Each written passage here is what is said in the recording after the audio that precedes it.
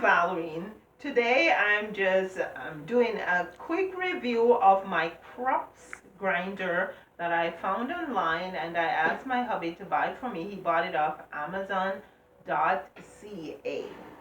Now, if you're looking for a little grinder for your kitchen, look no further. This Crops grinder is very good. Okay, so all I have to do is I'm gonna grind some seeds. I'm gonna grind some flax. And all I have to do is to put my flax in. Then cover my grinder. Plug it in. And with one finger, touch of one finger, there we go.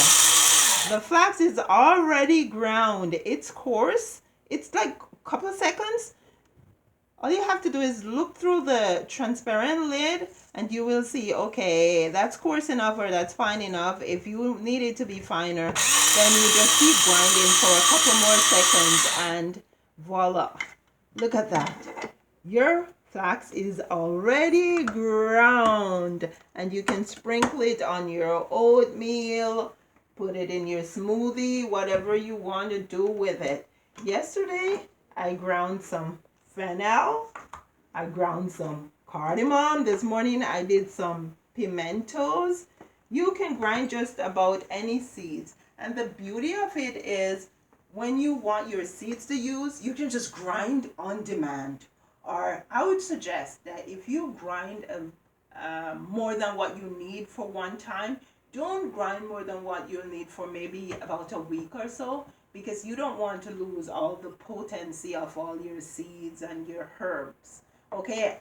And better yet, it saves you from buying those herbs and seeds that have been grown for so long sitting around on the shelves in the store. Okay? So if you want a handy, cost-effective grinder for your kitchen, go with Crops. Crops you can find at Amazon.ca, or I think it's available on .com also. Until next time, you take care and grind some spices.